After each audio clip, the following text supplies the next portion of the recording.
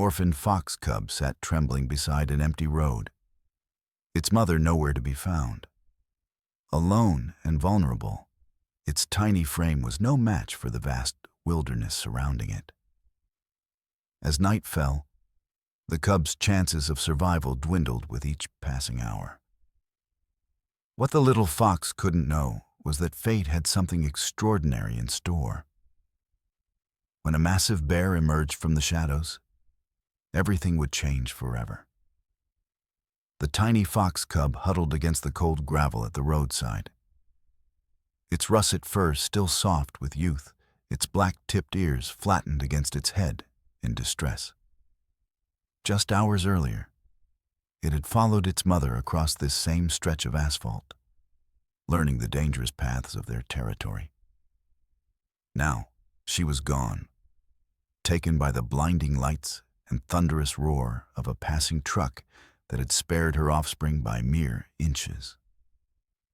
The deafening screech of brakes and the sickening thud had been the last moments they shared. As dusk settled over the forest, painting the sky in deepening shades of purple and orange, the cub's whimpers grew more desperate and piercing. Its stomach twisted with hunger, a sensation it had never truly felt before, a gnawing emptiness that clouded its thoughts and weakened its limbs. The wilderness, once a playground under Mother's watchful eye, now loomed as a labyrinth of dangers, filled with shadows that seemed to move with predatory intent. The little fox tried retracing their steps back to the den, but each attempt led to confusion and circles. Without Mother's scent to guide it home, the cub was truly lost. It pawed helplessly at the dirt, digging shallow holes as if trying to create the safety of a burrow, only to abandon each attempt as the ground proved too hard or exposed. Night creatures began their chorus, crickets chirping, frogs croaking from a nearby marsh, and the rustling of nocturnal mammals emerging to hunt. With each unfamiliar sound, the cub's ears twitched and its body trembled uncontrollably. A distant owl's hoot sent it scrambling under a nearby bush, heart pounding against its fragile ribcage like a trapped bird. The scent of a coyote carried on the breeze froze the young fox in terror. Predators that its mother would have warned away with her fierce presence now represented mortal threats to the defenseless orphan. The temperature dropped as midnight approached, and the cub curled into a tight ball, its bushy tail wrapped around its nose for warmth. Hunger pangs kept it from true sleep, and every snap of a twig jolted it awake. The moon cast silver light across the landscape, offering just enough illumination to make shadows more menacing rather than providing comfort. Yet somehow, as the first night alone stretched endlessly on, something awakened within the small fox. An ancient instinct, a whisper from ancestors who had faced similar odds and survived. Its nose began cataloging scents more carefully, distinguishing threats from opportunities. Its ears, once flattened in fear, now rotated independently, tracking sounds with growing precision. The primal code written in its DNA was slowly activating, teaching it to survive even without a mother's lessons. By morning, though exhausted and afraid, fur matted with dew and eyes heavy with fatigue, the cub was still alive. It had made it through the first impossible night, a small victory in what would be a desperate struggle for survival. But the road would soon bring more than just passing cars. It would bring a meeting that would change everything. The morning sun brought little comfort to the fox cub as it ventured from its makeshift shelter beneath the roadside bush. Its small body trembled with hunger, the pangs now a constant companion that made each movement an exercise in determination. 3 days had passed since losing its mother, and survival had become increasingly precarious with each passing hour.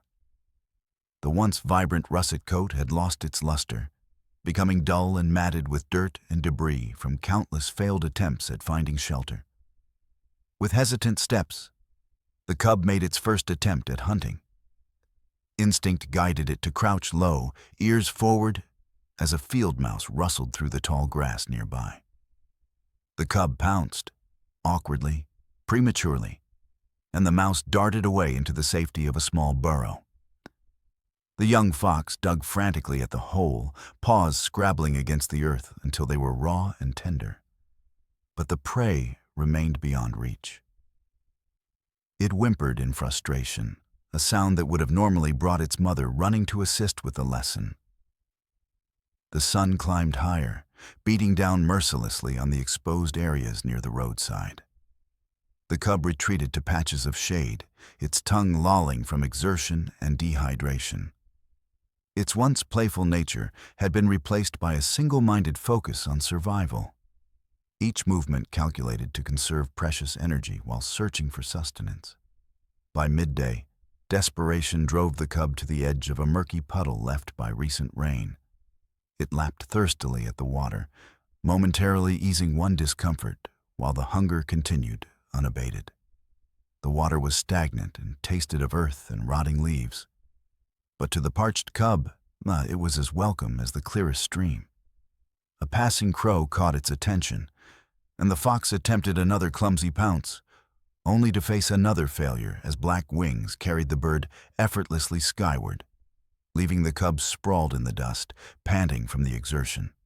Several butterflies fluttered past, and the cub instinctively gave chase, its depleted body betraying the commands from its brain. The colorful insects danced just out of reach, an exercise in futility that the fox abandoned after a few breathless moments. In its hunger-addled state, anything that moved had become potential food, regardless of how impractical. The afternoon brought dark clouds, and with them, a sudden downpour that soaked through the cub's fur to the skin. Without its mother's den for shelter, the young fox huddled beneath a fallen log, shivering violently as thunder crashed overhead. Lightning split the sky, illuminating the forest in harsh white flashes that made the cub flinch and burrow deeper into its inadequate shelter. The rain transformed the forest floor into slick mud that clung to its paws and belly, adding weight to its already exhausted frame and making each step a laborious effort.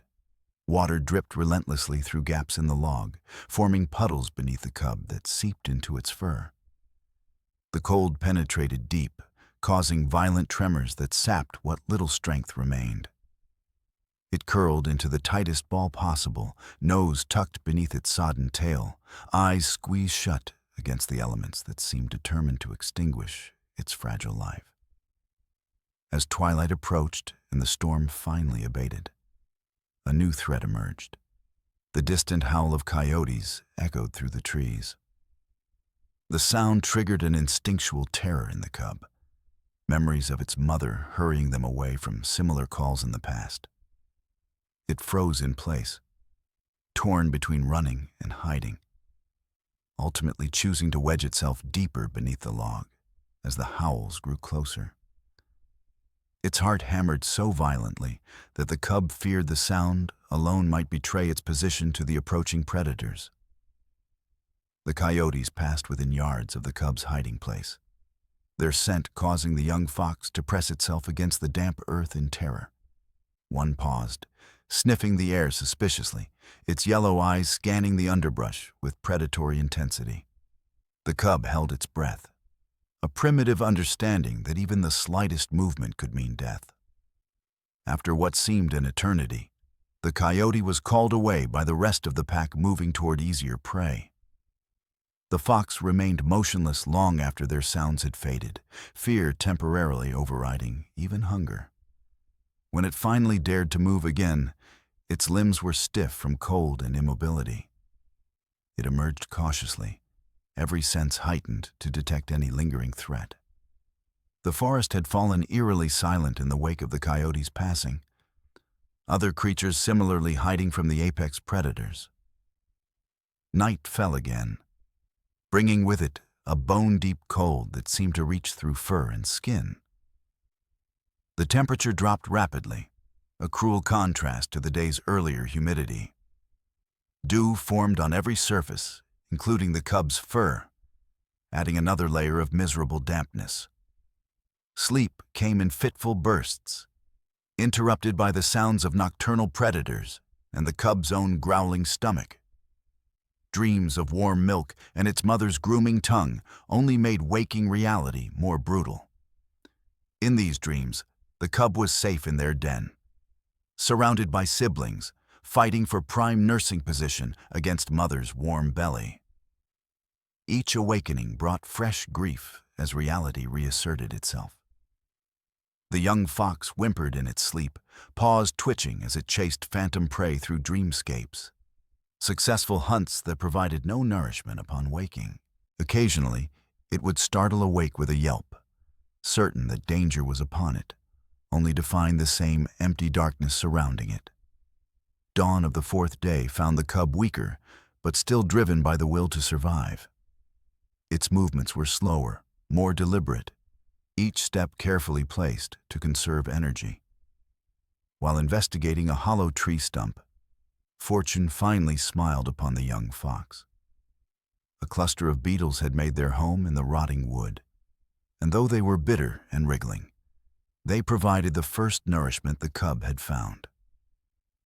It devoured them greedily, instinct overcoming disgust, its tongue working to capture every last insect that tried to escape. The protein, meager as it was, sent a surge of energy through its depleted system. Emboldened by this small success, the cub continued its exploration, nose working overtime to detect any potential food sources. It uncovered a colony of earthworms in the still damp soil and consumed these as well, each one a struggle to extract, but worth the effort. The cub's face became smeared with dirt in its desperate feeding. But for the first time in days, the edge of its hunger dulled slightly. Later that same day, the cub stumbled upon the remains of a rabbit, likely abandoned by a larger predator. Though the meat was tough and beginning to spoil, it represented a feast to the starving fox.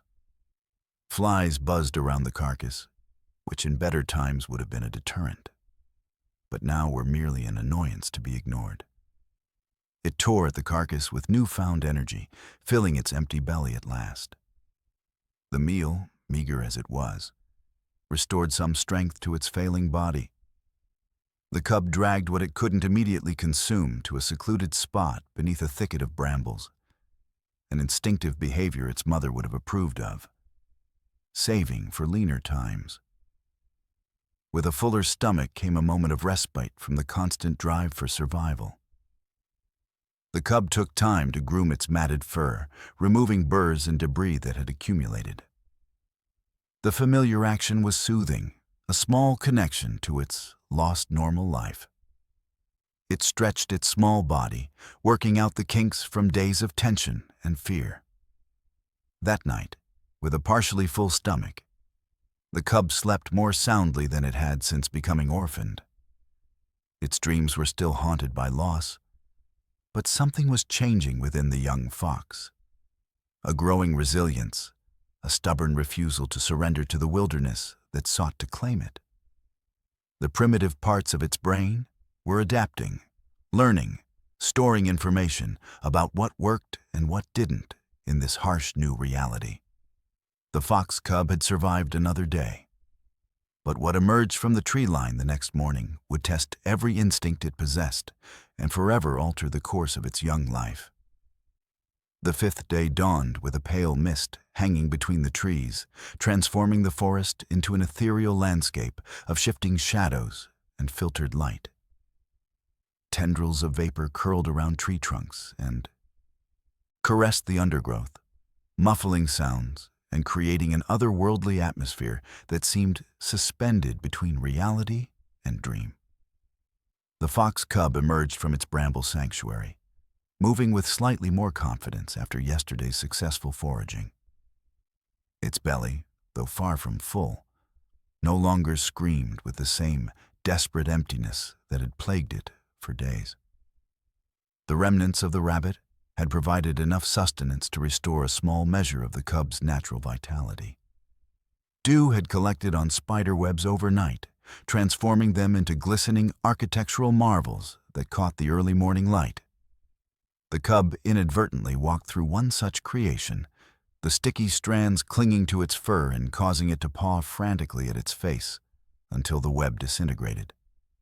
This small annoyance was trivial compared to the challenges of recent days, but it put the young fox on higher alert, reminding it that even the most beautiful elements of the forest could become obstacles.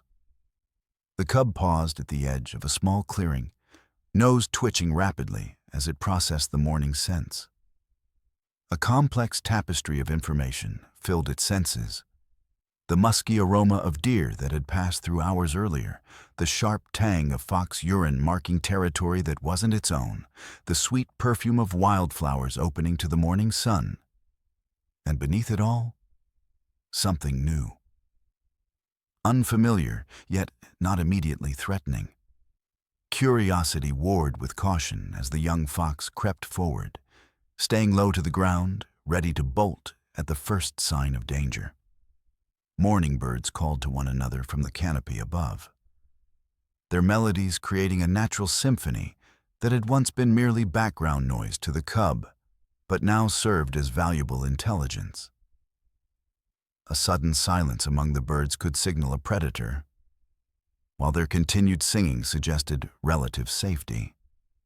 The fox had learned to interpret these auditory cues with increasing sophistication, another survival skill developing through necessity rather than maternal guidance.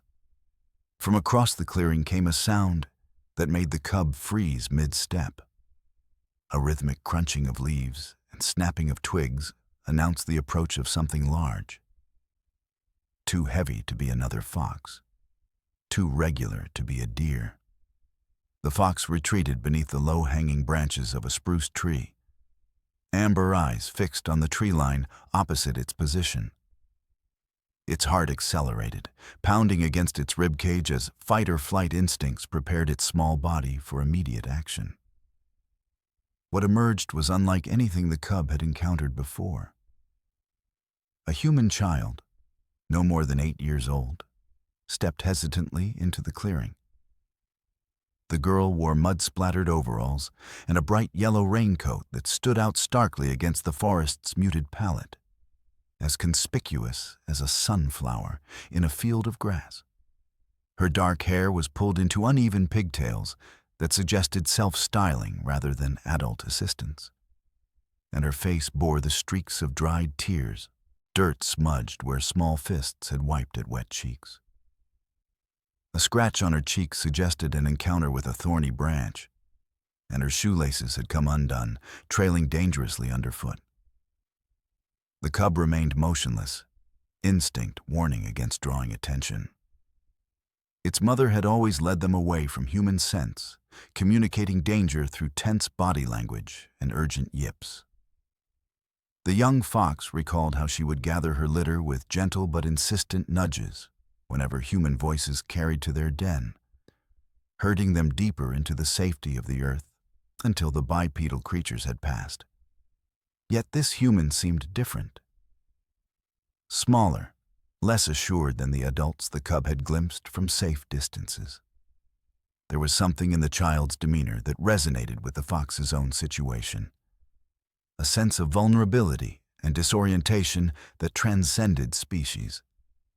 The girl sat heavily on a fallen log, shoulders slumped into feet.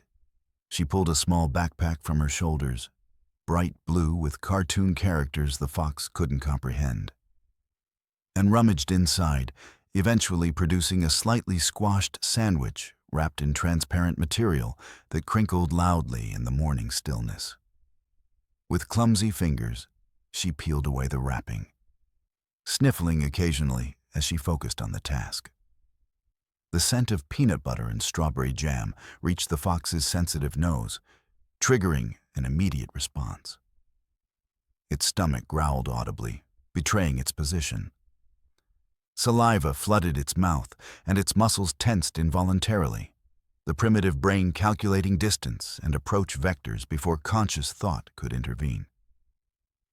The child's head snapped up, eyes widening as they locked onto the fox cub's hiding place. "Hello?" she called, her voice small in the vastness of the forest. "Is someone there?" Her gaze darted nervously around the clearing, lingering on the darker spaces between trees where unknown threats might lurk. The cub remained frozen, torn between hunger and fear. Its limited experience offered no protocol for this situation. A small human, alone, with food, showing no signs of the aggression its mother had warned against. The girl broke off a piece of her sandwich and placed it on the log beside her, then scooted several feet away, creating distance that seemed calculated to appear non-threatening. "It's okay," she said softly. "I'm lost too." Her voice cracked on the last word, revealing the brave front for the fragile facade it was. Minutes passed in tense silence, marked only by the occasional sniffling of the girl and the distant tapping of a woodpecker. The fox weighed its options, instinct battling with necessity. Hunger eventually overcame caution, and the cub inched forward, belly low to the ground, never taking its eyes off the strange human creature. Its movements were stop and start, freezing at the slightest shift of the girl's position, ready to flee at the first sign of danger.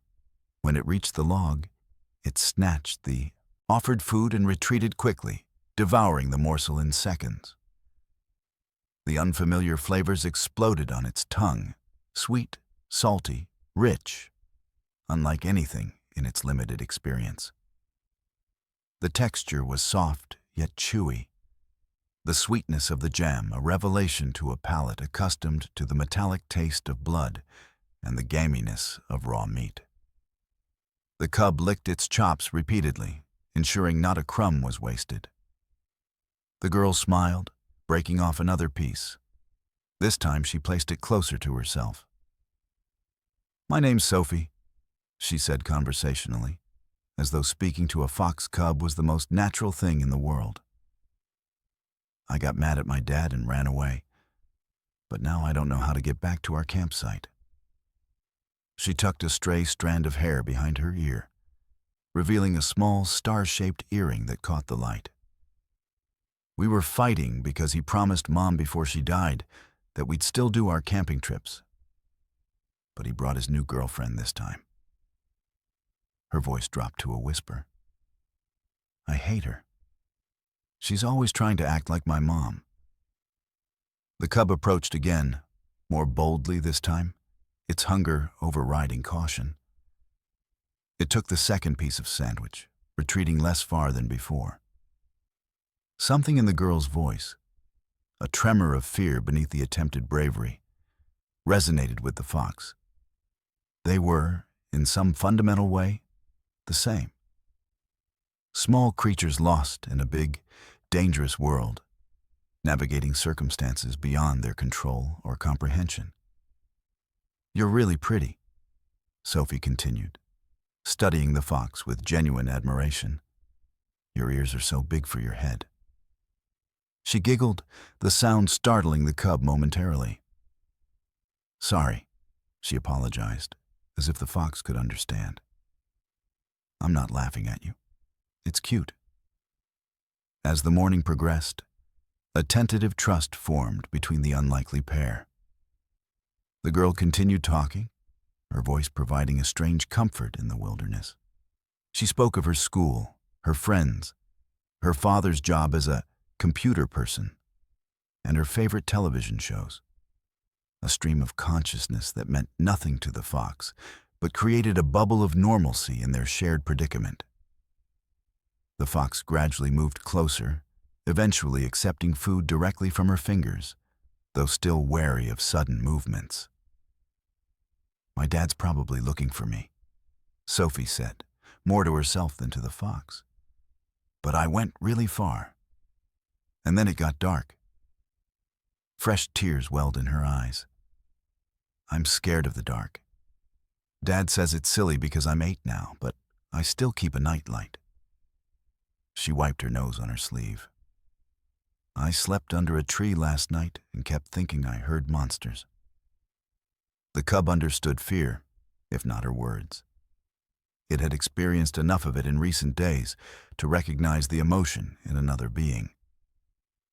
It edged closer, drawn by an instinct older than fear. The need for companionship, for connection in a world suddenly devoid of its natural social structure. The fox had lost its family unit.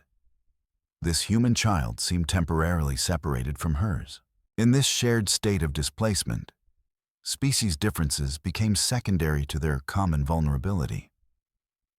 Sophie tentatively extended her hand, palm up, in a gesture of peace. "I won't hurt you," she promised. The cub sniffed her fingers cautiously, processing the complex bouquet of scents. The lingering sweetness of jam, the salt of dried tears, the foreign chemicals of soap and shampoo. And beneath it all, the distinctive musk that was uniquely human. By midday, Sophie had shared the last of her food with the fox cub. The sun had risen high enough to burn away most of the morning mist, casting dappled shadows through the canopy above. The temperature had risen, prompting the girl to remove her yellow raincoat and tie it around her waist. She stroked the cub's head tentatively, and though the cub tensed at first, it didn't flee. The touch awakened memories of its mother's grooming, creating a confusing mixture of comfort and renewed grief. The gentle pressure behind its ears sent involuntary shivers of pleasure down its spine, a reminder of what had been lost, yet also a new form of connection. "You know," Sophie said thoughtfully, "you remind me of a stuffed fox I have at home. His name is Rusty." She tilted her head, considering. "But you're a real fox. You probably already have a fox name that I can't understand." She sighed, looking around at the seemingly endless trees. "We should try to find people," she decided, standing and shouldering her empty backpack. "Will you come with me, Fox? I don't want to be alone anymore." The cub hesitated as the girl began walking, torn between its wild nature and the strange connection formed with this human child. Both were lost, both vulnerable, alone. The forest, which had been its entire world, suddenly seemed to offer two possible paths forward: solitary survival or this unprecedented alliance.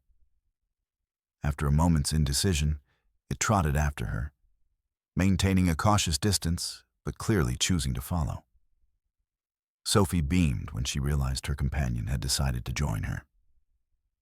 "Good fox," she said approvingly. "We'll be like in the stories, a girl and her animal friend having adventures." Together, they navigated the forest, the girl calling out occasionally, hoping for a response from searchers. The fox, with senses far keener than its human companions, alerted to sounds and movements Sophie would have missed.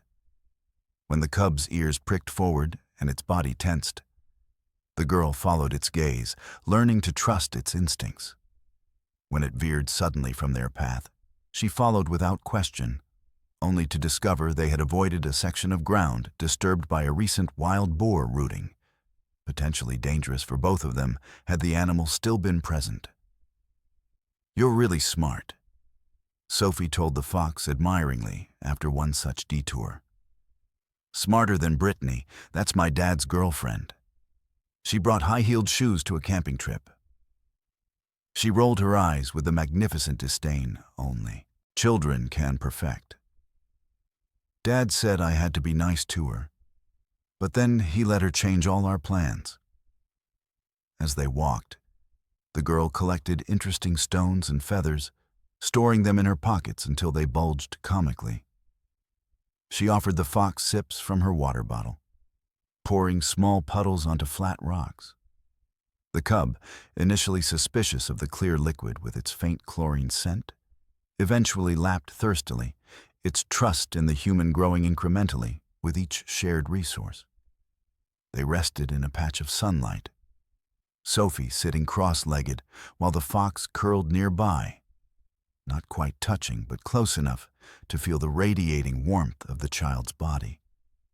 A butterfly landed briefly on the girl's knee, its wings opening and closing lazily before it continued its aerial dance.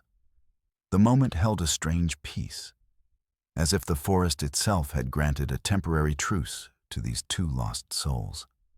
As afternoon waned toward evening, the distant sound of voices calling Sophie's name reached them. The girl's face lit up with relief and renewed hope. "Dad," she gasped, jumping to her feet so quickly that the fox startled backward. "Dad!" she shouted, her voice carrying through the trees. The fox cub, however, grew tense, its wild nature reasserting itself as multiple human scents carried on the breeze. The cacophony of voices, the crashing of larger bodies through underbrush, the unfamiliar adult smells, all triggered warning signals in its primitive brain. Its muscles bunched, preparing for flight. Sophie knelt beside her small companion, suddenly understanding its distress. "That's my dad," she said excitedly. "We're saved." She reached out to stroke the cub's head one last time. "Thank you for staying with me. You're the bravest fox ever." The fox backed away, conflicted. The girl had provided food and companionship when both were desperately needed. But the approaching humans represented a different reality, one where a wild fox cub didn't belong. The boundary between their worlds, temporarily blurred by shared circumstance, was reasserting itself with the approach of adult humans. "Sophie!" A man's voice, closer now, rang through the trees. The desperation in the call was unmistakable, a parent's fear for their child. "I'm here, Dad," she called back, standing and waving her arms. "I'm over here." The fox cub retreated to the edge of a thicket, watching as a bearded man burst into view and swept the girl into his arms. His face was haggard with worry, eyes red-rimmed from what might have been tears. He clutched Sophie as if afraid she might disappear again, his large hands checking her for injuries with gentle urgency. Other humans followed. A woman in a park ranger uniform, her practical boots and authoritative stance marking her as someone who belonged in these woods. Another man with a radio that crackled with static and disembodied voices. A younger woman hovering uncertainly at the periphery, her inappropriate footwear confirming her identity as the girlfriend Sophie had mentioned. Their relief was palpable, their focus entirely on the found child. Questions overlapped. "Are you hurt? What were you thinking? How far did you go?" Creating a bubble of human concern that excluded the watching fox. Only Sophie looked back, her eyes finding the fox in its hiding place. She gave a small wave, a private goodbye to her wilderness companion. "There was a fox, Dad," she said, pointing. "A baby one. It stayed with me." The adults glanced in the direction she indicated, but the cub had already melted deeper into the shadows, invisible to their untrained eyes. "That's nice, honey," her father said distractedly, clearly more concerned with his daughter's well-being than her wildlife encounters. "Let's get you back to camp. You're dehydrated and probably hungry." "I gave my sandwich to the fox," Sophie explained proudly. It was really hungry too. The ranger smiled at this. "That was kind. But remember, we don't usually feed wild animals. They need to learn to find food on their own."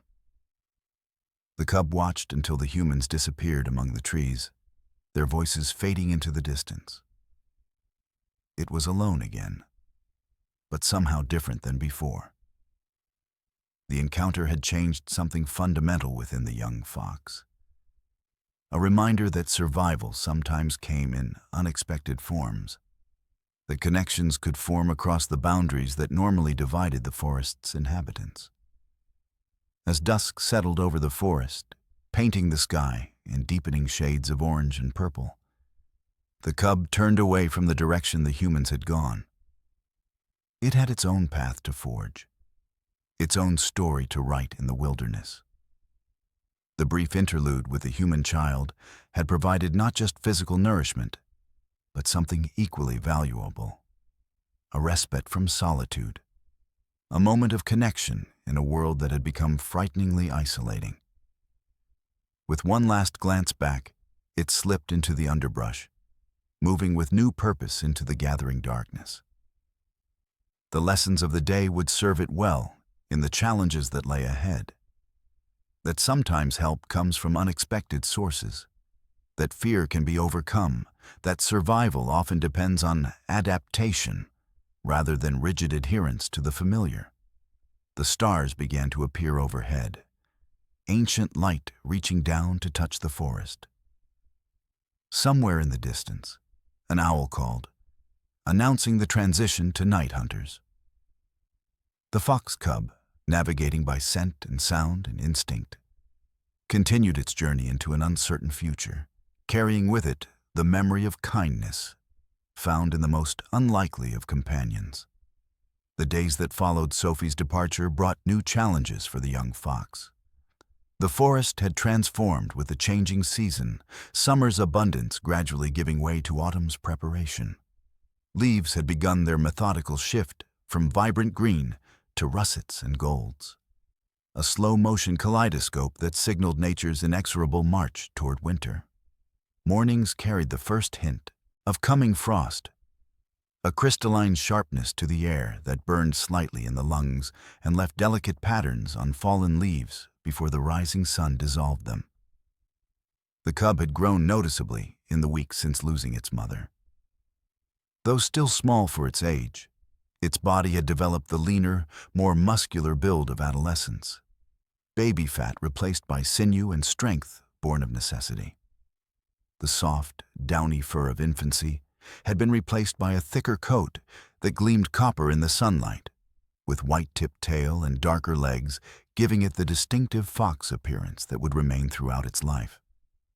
Its face had elongated slightly, losing the rounded features of cubhood, and its eyes had taken on the knowing, watchful quality of a creature that has learned the harsh realities of survival. Its movements showed increasing confidence. The awkward, miscalculated pounces of its first hunting attempts now refined into more calculated, precise maneuvers. Where once it had startled at every unexpected sound, now it could distinguish between the harmless rustle of wind through leaves and the telling movements of potential prey or predators. Experience had become its most valuable teacher, each success and failure adding to a growing library of survival knowledge. Dawn found the young fox trotting along a game trail that wound through a stand of aspens. Their pale trunks created a natural colonnade, ghostly white against the backdrop of darker conifers, leaves shimmering with the slightest breeze like countless golden coins catching the first rays of morning light. Dew sparkled on spiderwebs stretched between branches, transforming these deadly traps into works of ephemeral art that would vanish as the day warmed.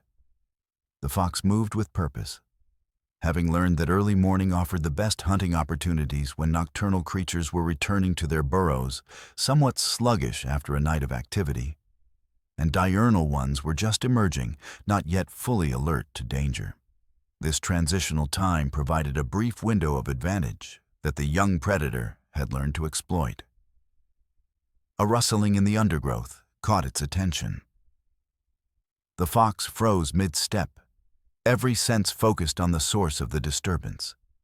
Its ears swiveled independently, triangulating the exact location of the sound. Its nostrils flared, separating the complex tapestry of forest scents to isolate the musky odor of potential prey. A vole, plump from summer feeding, emerged momentarily from cover, its dark fur contrasting with the golden leaf litter as it paused to assess its surroundings. The fox calculated distance, wind direction, and escape routes in an instant. Lessons painfully learned through previous failures when hunger had driven it to rush its attacks. It lowered its body incrementally, distributing its weight evenly to avoid any telltale cracking of twigs. With 3 quick bounds, it closed the distance and struck with precision, front paws pinning the vole's jaws delivered the killing bite. The vole barely had time to squeak before sharp teeth ended its existence. This successful hunt, once cause for celebration, was now routine. The fox had become a competent predator, capable of securing its daily needs through a combination of hunting, scavenging, and opportunistic feeding on seasonal berries and insects. It no longer experienced the desperate hunger that had defined its first days alone, though lean periods still came when weather or scarcity made hunting difficult. Yet, survival alone was not enough to quiet the restlessness that had taken hold in recent days.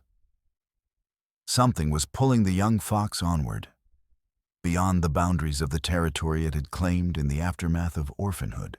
An instinct as old as its species whispered of new horizons, of territories unclaimed, and possibilities unexplored.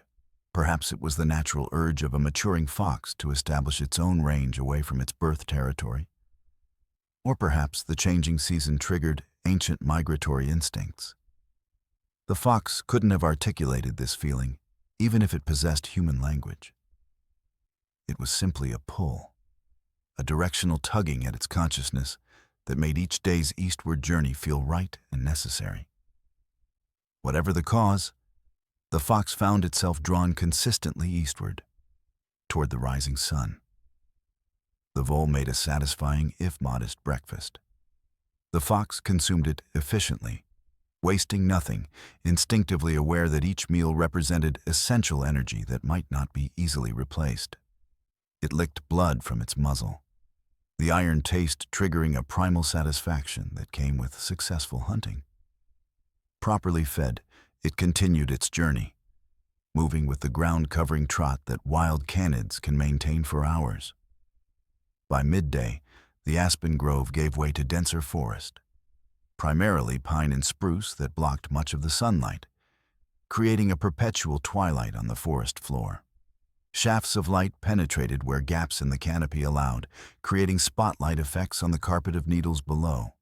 The air here was heavy with the scent of resin and decomposing needles, a sharper, more pungent aroma than the leafy mulch of deciduous forests. Mushrooms sprouted in damp corners, their strange forms ranging from delicate, translucent structures to bulbous growths that pulsed with alien menace. The fox moved more cautiously in this unfamiliar terrain, alert to the different predators that might claim this territory as their own. The tracks of deer were common, their cloven hoof prints pressed into softer ground. But more concerning were the occasional larger prints that suggested bear activity. Though most bears would ignore a fox unless provoked, the young predator had no desire to test this theory, especially as bears grew more aggressive in their pre-hibernation feeding frenzy. A new sound gradually emerged above the forest's ambient noise, a constant, rhythmic rushing that the fox had never encountered.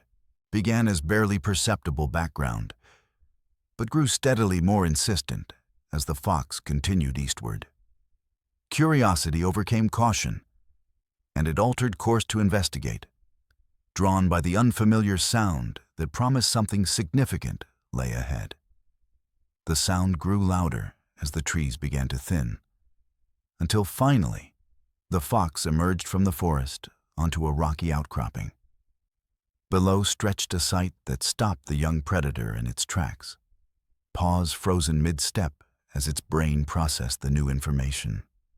A river, far wider than the small streams it had encountered previously, curved through the landscape like a great serpent, its sinuous path cutting through the forest and creating a natural boundary. Water tumbled over rocks and swirled in eddies, creating the rushing sound that had drawn the fox forward.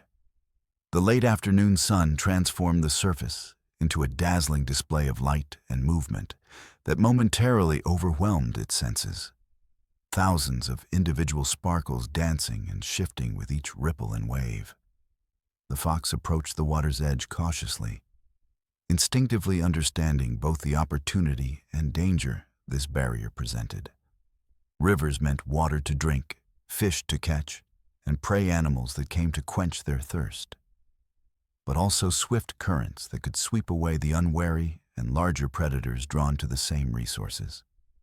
The banks showed evidence of frequent visitors, tracks of raccoon and deer, bird droppings, and even the distinctive five-fingered prints of humans, though these were old and partially erased by more recent animal traffic. At a narrow point, the fox crept to the water's edge and lapped thirstily, one eye always vigilant for danger. The water tasted different here. Mineral-rich and cold, carrying flavors from distant places upstream that told stories the fox could taste, but not comprehend. Each lap of its tongue brought new information. The faint, metallic hint of stones polished by centuries of current, the organic tang of aquatic plants, the subtle signature of fish and the insects they fed upon. As it drank, movement caught its eye. Silver flashes beneath the surface where fish navigated the currents, their scales reflecting sunlight as they turned and darted in the eternal dance of predator and prey that occurred in the underwater realm. The fox watched, fascinated, as these potential meals darted just beyond reach, seemingly suspended in another world that existed parallel to its own terrestrial domain. With experimental caution, it dabbed a paw into the shallows, jerking back at the cold sensation that was so different from the still, sun-warmed puddles it occasionally drank from. After several tentative attempts, the fox waded ankle-deep into the gentler current near the shore, eyes fixed on the fish. Its reflection rippled across the water's surface, ears alert and tail held carefully above the wet. The sensation of flowing water around its legs was novel, simultaneously pleasant and disconcerting, the constant pressure a reminder of the river's relentless power. A larger fish swam tantalizingly close, its dark back visible just beneath the surface. The fox struck with lightning speed, jaws snapping at the water in a maneuver it had perfected on land, but was woefully inadequate for aquatic hunting. It came up empty, whiskers dripping, looking almost comically surprised at its failure. This was a skill it had not yet mastered, one that would require practice and patience to perfect, and perhaps one beyond its evolutionary design. Unlike bears or otters, foxes were not natural fishermen, though necessity and opportunity occasionally drove them to try. The fox retreated to the shore, shaking water from its paws with evident distaste.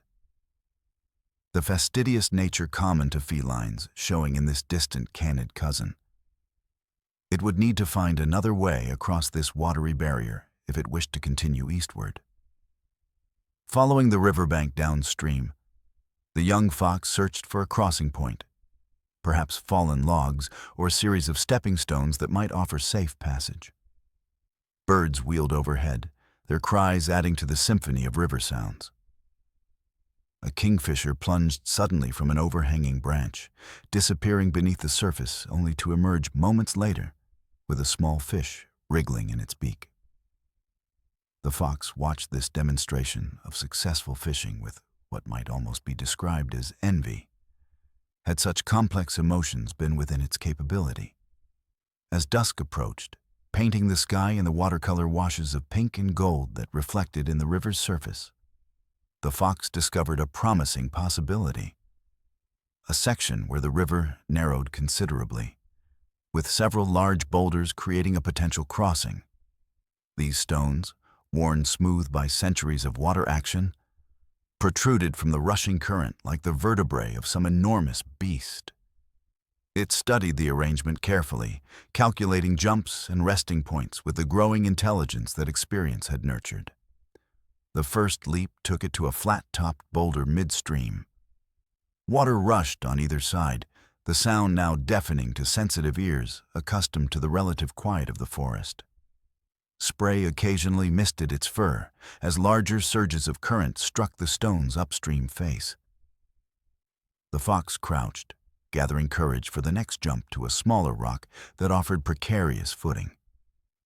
With a powerful spring of its hind legs, it cleared the distance, claws scrabbling briefly before finding purchase on the slick surface. 2 more jumps would see it across.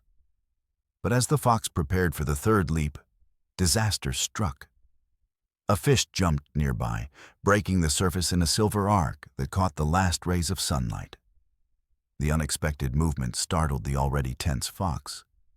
Its jump fell short, and suddenly the young predator was plunged into the frigid current, the shock of cold water driving the air from its lungs in a startled yip that was instantly swallowed by the river's roar. Panic seized it instantly. Water filled its ears and nose, disorienting and terrifying. The world became a chaotic blur of bubbles and current, up and down temporarily meaningless as the river tumbled its small body. Its legs paddled frantically, instinct driving it to swim though it had never needed this skill before. The current seized its small body, tumbling it downstream as it fought desperately to keep its head above water. Each breath was a victory, snatched in the brief moments when its muzzle cleared the surface. A submerged branch caught its hindquarters, momentarily halting its downstream progress. The impact was painful but providential, giving the fox a moment's respite from the current's relentless pull. With frantic effort, the fox clawed toward the shore, each movement a battle against the river's power. Its lungs burned, muscles screaming with exertion as survival instinct drove it beyond normal capabilities.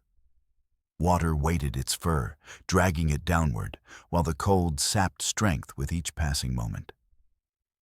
Finally, its paws found purchase on the rocky riverbed. With the last reserves of its strength, the fox dragged itself onto the shore. But not the shore it had started from. The river's current had carried it across to the eastern bank, accomplishing in terror what it had attempted with calculation. It lay half in, half out of the water, too exhausted even to pull itself fully onto dry land. For several minutes, the fox remained thus, sides heaving as it gulped air into oxygen-starved lungs. Its fur clung to its frame, making it appear even smaller and more vulnerable than it was, revealing the still-developing musculature beneath the usually fluffy coat. As the initial shock subsided, cold set in, a bone-deep chill that could prove as deadly as drowning if not addressed. Hypothermia was an insidious killer, especially for smaller mammals whose high metabolic rate required them to maintain proper body temperature. Instinct once again came to its rescue. The fox began grooming itself vigorously, using tongue and paws to squeeze water from its coat and restore some insulating loft to the fur. It shook repeatedly, sending sprays of water in all directions in the characteristic motion that canids use to dry themselves. When this proved insufficient, it sought the last rays of sunlight, finding a flat rock that retained the day's warmth to lie upon. As the sun dipped below the horizon, the fox had recovered enough to assess its situation. It was across the river as intended, but much farther downstream than planned, in completely unfamiliar territory. The ordeal had depleted its energy reserves, and hunger gnawed at its belly once more. The vole that had seemed adequate breakfast now felt distant history, its calories long since burned in the desperate struggle against the river. More concerning was the scent that occasionally carried on the evening breeze, the musky odor of another fox, an adult, marking this territory as claimed. The scent marks were recent, some perhaps only hours old, suggesting the resident fox actively patrolled this area. The young fox would need to proceed with extreme caution, as adult foxes often treated unrelated juveniles as competitors to be driven off or even killed. Territorial disputes among foxes rarely ended in death, but the injuries inflicted could be severe enough to compromise survival, particularly for a young fox already weakened by its river ordeal. Night fell fully, bringing with it a chorus of unfamiliar sounds. An owl's hunting call echoed from somewhere upriver, the distinctive hoo-hoo-hoo of a great horned owl staking its claim to the nocturnal hunting grounds. The rustle of nocturnal creatures emerged from the underbrush, mice and voles similar to those the fox hunted, but also larger animals whose identity remained mysterious in the darkness. The fox sought shelter beneath the exposed roots of a riverside tree, creating a makeshift den that offered some protection from the elements and potential predators. The temperature dropped steadily as stars emerged overhead, pinpricks of cold fire in the vast darkness. The fox's breath created small clouds of vapor with each exhalation. Though its fur had dried somewhat, it still lacked the full insulating properties it would normally provide. The young fox curled tightly into a ball, tucking its nose beneath its tail, a position that conserved body heat and protected vulnerable extremities from the cold. As it curled into a tight ball for warmth, the young fox's mind, more developed now through experience and maturity, processed the day's events. The river crossing, though unplanned in its execution, had accomplished what instinct had been urging for days. It had crossed a boundary, both literal and figurative, into new territory with new possibilities. The dangers were real. The resident fox, unfamiliar terrain, depleted energy reserves. But so were the opportunities. New hunting grounds meant prey that hadn't learned to recognize its scent or hunting patterns. The river itself offered resources, if it could master the skills to exploit them. Sleep eventually claimed the exhausted fox, its dreams filled with rushing water and leaping fish, and the terror of being swept away. Occasionally, it whimpered in its sleep, paws twitching as it relived the day's trauma in the safety of unconsciousness. Yet, even in sleep, its ears remained partially alert, rotating toward unusual sounds, a survival adaptation that allowed for rest while maintaining a minimal level of vigilance. The night deepened. Nocturnal hunters went about their business. The swoop of owls, the silent passage of weasels, the heavier tread of raccoons along the riverbank. The young fox slept through most of these activities, its exhaustion overriding the usual caution that would have awakened it at such proximity. Sometime in the deepest part of night, when even the owl had fallen silent and the only sound was the eternal rushing of the river, a shadow detached itself from the darkness near the fox's makeshift den. Another fox, larger and in its prime, stood motionless, watching the sleeping youngster. The territorial resident had detected the intruder's scent and tracked it to this resting place. For long moments, the adult fox observed the sleeping juvenile. Something in the younger fox's condition, the still damp fur, the obvious exhaustion, perhaps even some primitive recognition of its youth, seemed to stay the territorial imperative. Instead of attacking or driving off the interloper, the adult fox simply marked several nearby locations with urine and scat, a clear message that this territory was claimed before melting back into the darkness. The young fox slept on, unaware of how close danger had come or the temporary reprieve it had been granted. The scent markers would be discovered in the morning, a problem for tomorrow's consideration. Dawn broke with the muted colors of approaching autumn, the sun rising through thin clouds that diffused its light into a soft glow rather than the harsh brilliance of summer mornings. The fox awakened slowly, each muscle protesting the previous day's exertions. It stretched carefully, assessing its condition with the pragmatic acceptance of a wild creature. It was alive, if sore and hungry. That was sufficient. The first order of business was food. The fox emerged from its shelter, immediately detecting the territorial markers left during the night. It tensed, scanning its surroundings for the resident fox. But the scent, while fresh, didn't suggest immediate presence. Still, the message was clear.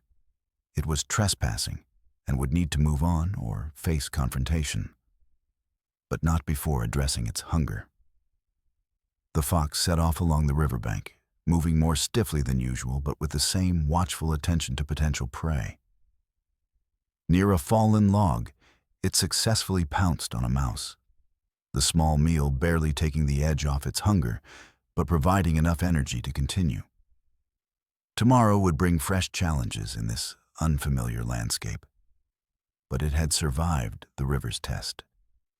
Each such trial strengthened its resilience, building the foundation of skills and experiences that would determine whether this orphaned cub would beat the odds to reach full adulthood.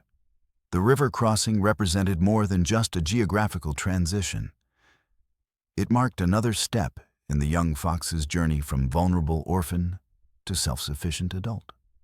On the far shore, under stars that had witnessed countless such struggles across millennia, the young fox slept on, one small life in the vast, indifferent wilderness, yet burning with the fierce determination to survive that defined its kind. Its story was still being written, one day, one challenge, one triumph at a time, against the ancient backdrop of forest and river that had shaped its species since time immemorial. The next morning dawned clear and cool, with tendrils of mist rising from the river, like ghostly fingers reaching for the sky.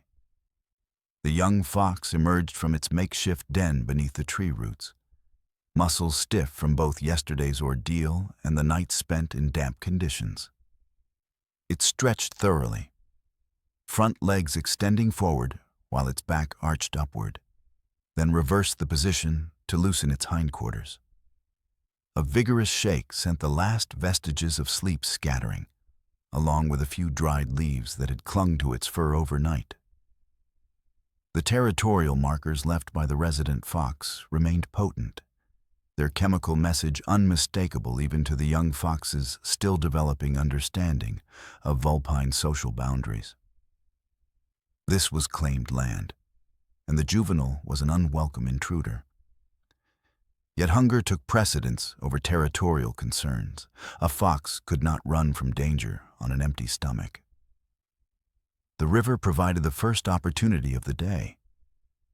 As the fox lapped at the cold water, it noticed movement in the shallows, crayfish scuttling among the rocks, their armored bodies offering potential, if unfamiliar, nourishment.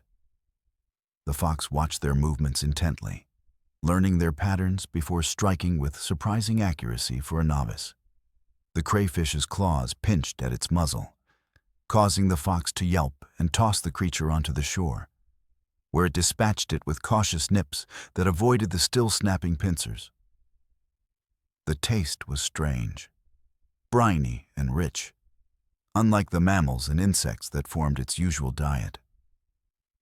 After a moment's consideration, the fox consumed the entire crayfish, crunching through the exoskeleton to reach the meat within. It caught two more in quick succession, each attempt more skillful than the last, as it adapted to this new food source. With the edge taken off its hunger, the fox turned its attention to the pressing matter of the territorial resident. Following the riverbank would be easiest, but the scent markers were strongest there, suggesting it was a frequently patrolled boundary. Instead, the young fox opted to move deeper into the forest, away from the river, but still maintaining its eastward trajectory. The terrain here differed from its familiar hunting grounds. The understory was thicker, with brambles and young saplings competing for patches of sunlight. Navigating this denser vegetation required careful movement to avoid noise that might alert prey or predators to its presence. The fox picked its path with deliberate precision, testing each step before committing its weight. By mid-morning, it had put considerable distance between itself and the river crossing point. The dominant fox's markers had faded to background information rather than immediate threat, though the young fox remained vigilant. This new territory offered different hunting opportunities. Red squirrels chattered from the branches above, their caches of pine cones suggesting plentiful food resources in the area.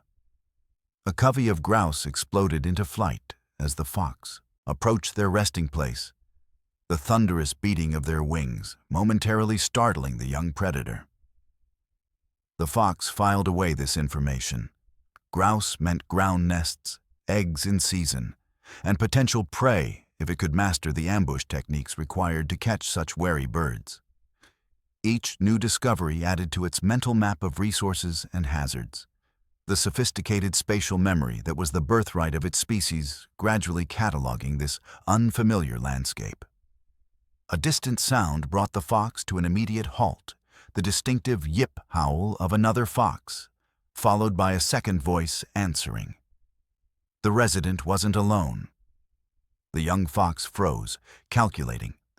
A pair of foxes suggested a mated territory, which would be defended even more vigorously than a single fox's range. The juvenile's presence would be seen not just as competition, but as a potential threat to future offspring. Discretion being the better part of valor, particularly for a young fox still growing into its strength. It altered course to avoid moving deeper into what was clearly an established territory. The calls had come from the northeast, so the fox turned more directly east, hoping to skirt the territorial boundary rather than cross it. The day grew warmer as the sun climbed higher, burning off the morning mist and bringing the forest fully to life. Insects hummed in the undergrowth, birds called from the canopy, and occasionally larger animals could be heard moving through distant thickets. The fox maintained a steady pace, covering ground efficiently while remaining alert for both opportunity and danger. Around midday, the forest began to thin, the dense stands of pine giving way to more widely spaced trees with increased undergrowth between them. The fox approached this transition zone cautiously, aware that edges between habitats often harbored the greatest biodiversity, and therefore both more potential prey and more potential competitors. The scent reached its nostrils before the visual confirmation. Human. Not just a passing hunter or hiker, but the pervasive, complex bouquet of ongoing human habitation. The fox slowed its pace further, every sense heightened as it processed this new information. Humans meant danger, as its mother had taught, but they also meant opportunity. Garbage, compost, domestic animals, and the smaller wild creatures that thrived on the margins of human settlement. Creeping forward with belly low to the ground, the fox reached a vantage point that offered its first view of human dwellings. A small cluster of cabins nestled in a clearing perhaps half a mile ahead, thin columns of smoke rising from stone chimneys. Gardens surrounded several of the structures, their neat rows contrasting with the forest's organic chaos. A dirt road wound between the buildings and disappeared into the trees in the direction of the river. The fox observed this scene with a mixture of trepidation and curiosity.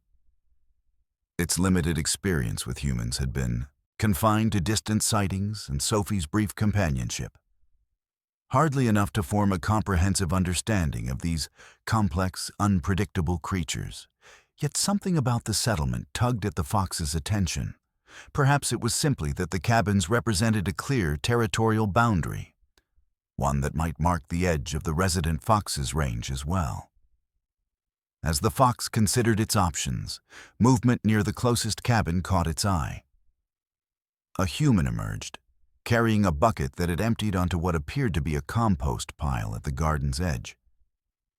Even from this distance, the fox's keen nose detected the rich aroma of food scraps, vegetable peelings, eggshells, and other organic waste that might supplement its diet. The human returned indoors, and silence settled once more over the clearing. The fox remained motionless, internal debate raging between caution and opportunity. Eventually, hunger tipped the balance. It would approach, but with extreme care, using every scrap of cover available and maintaining multiple escape routes. The fox began a cautious circuit of the clearing, staying within the tree line as it assessed the human settlement more thoroughly. It noted the presence of chickens in a fenced enclosure behind one cabin, a tempting target, but too risky for a first foray. Dogs were another concern, though it detected no immediate scent or sound of canines. Humans often kept dogs specifically to ward off creatures like itself. The compost pile remained the safest option. The fox identified a route that utilized a drainage ditch, a wood pile, and a section of tall grass to approach the garden with minimal exposure. It would wait until dusk, when its russet coat would blend better with the shadows, and the humans might be less active. As the afternoon waned, the fox found a secure resting place in a hollow beneath a fallen tree, its entrance screened by ferns. From this vantage point, it could observe the human settlement while remaining virtually invisible. It dozed intermittently, conserving energy while keeping one ear tuned to its surroundings. The gradual shift of light announced approaching evening. Human activity around the cabins increased briefly. More wood being carried in, gardens watered, a child's laughter echoing across the clearing, then subsided as darkness approached. Lights appeared in windows, warm yellow squares against the gathering gloom. The fox emerged from its hiding place, muscles taut with anticipation. This would be its first deliberate venture into the human world, a significant departure from the purely wild existence it had known.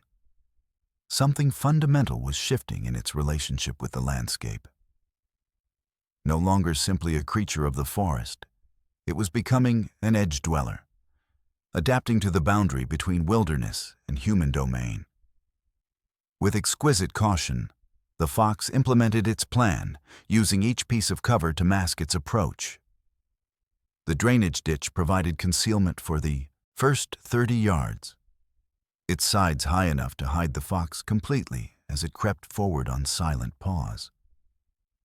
From there, a quick dash brought it to the woodpile, where it paused, assessing the final approach to the compost. No humans were visible, though sounds of activity came from inside the nearest cabin. The clatter of dishes, muffled voices, the strange artificial noises of human devices. The fox gathered itself and sprinted the remaining distance to the compost pile, immediately circling to the far side where it would be hidden from the cabin windows. The scent was overwhelming, a riot of organic matter in various stages of decomposition. The fox began to dig, uncovering potato peelings, apple cores, and other discarded food. Though some items were unfamiliar, hunger made it receptive to new tastes. It consumed a half-rotted tomato, the acidic flavor strange but not unpleasant, followed by a piece of stale bread that had been added to the pile. As it fed, the fox remained hypervigilant, ears constantly swiveling to monitor for approaching danger. It had nearly finished its meal when a sound froze it in place.